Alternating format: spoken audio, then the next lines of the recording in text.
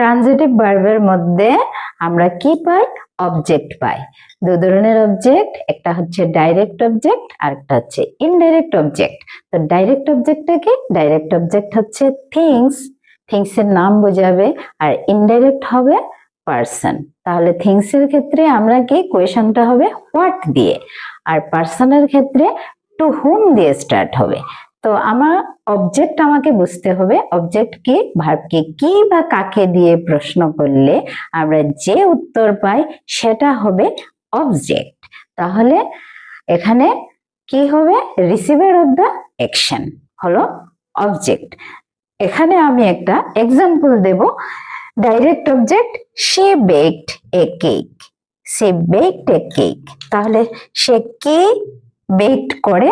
তাহলে হবে এখানে এ কেক। এ কেকটা কি? একটা থিংস, এটা হবে ডাইরেক্ট অবজেক্ট।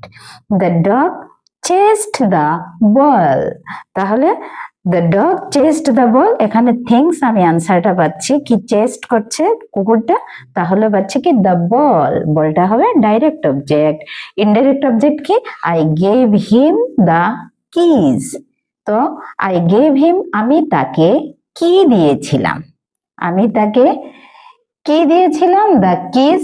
আর এখানে আমি কাকে কিজ দিয়েছি, মানে চাবিগুলো দিয়েছি তাকে, এই তাকে হচ্ছে indirect object. R say baked her mother a cake, baked her mother, হার মাদারটা হবে ইনডাইরেক্ট অবজেক্ট। তো এখানে কিন্তু ডাইরেক্ট অবজেক্টও আছে, কিজটা হবে ডাইরেক্ট অবজেক্ট, কেকটা হবে ডাইরেক্ট অবজেক্ট। তো ডাইরেক্ট অবজেক্ট আর ইনডাইরেক্ট অবজেক্টের কনসেপ্টটা এটাই। This is all for today, thank you.